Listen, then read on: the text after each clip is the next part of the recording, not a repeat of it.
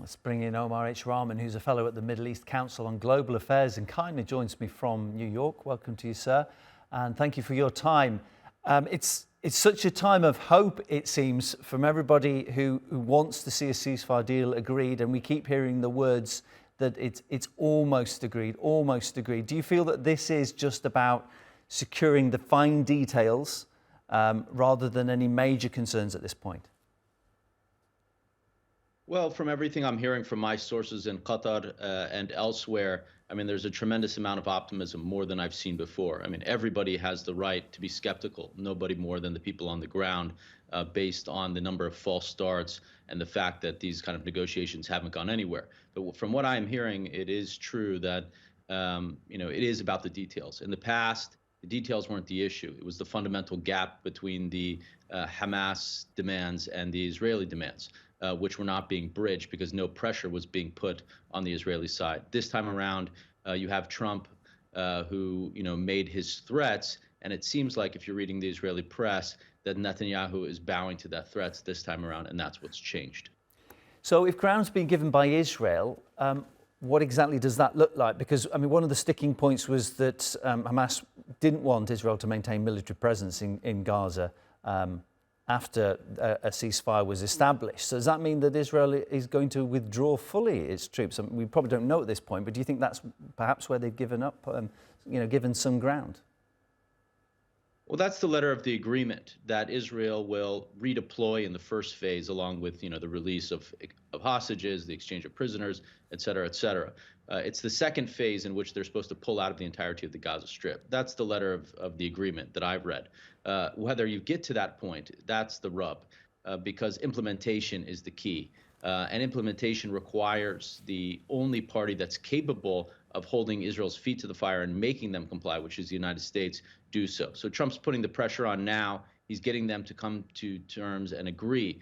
But will that pressure and that kind of oversight be sustained through the 42 days of the first term into the second term? And when Israel puts up a fight, and it's going to put up a fight, it's going to try to sabotage and torpedo the implementation of this agreement. I have no doubt about that, because its intention is to stay militarily in the Gaza Strip long term, and this ceasefire agreement requires them to pull out, and which they don't want to do.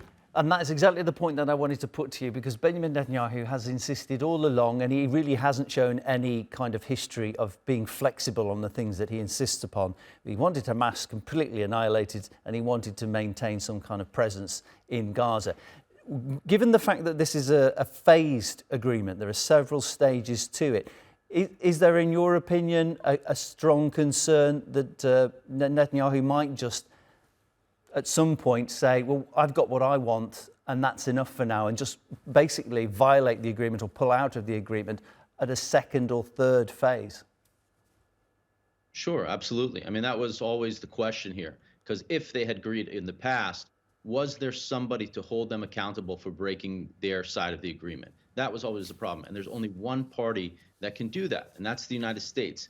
The Biden administration, throughout the past 15 months, showed no willingness whatsoever to put pressure on the Israelis to hold them accountable for when they were doing something they shouldn't be doing. In fact, it continued to finance and fund and arm Israel's genocidal campaign in the Gaza Strip. So from Hamas's standpoint, who was there to trust to hold Israel to its side of the agreement? Because Israel was likely to break the agreement as soon as it served their initial purpose, which was the release of the hostages. That is true today. The question is, now, Trump is putting all this pressure. Netanyahu is forced to sign the agreement. And so there is some hope that the Trump administration will hold Israel to fulfilling the terms of the agreement. I have my doubts, seriously, that they'll do that, because I know who's in Trump's administration. Trump is going to be in office. His bandwidth is suddenly going to be focused on other things, or his attention is going to be focused on other things. Will his envoy, Steve Witkoff, will his Secretary of State, Marco Rubio, will they hold the Israelis to account?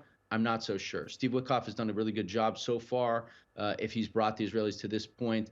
But it's a different thing when you're talking about the longer-term implementation of this deal.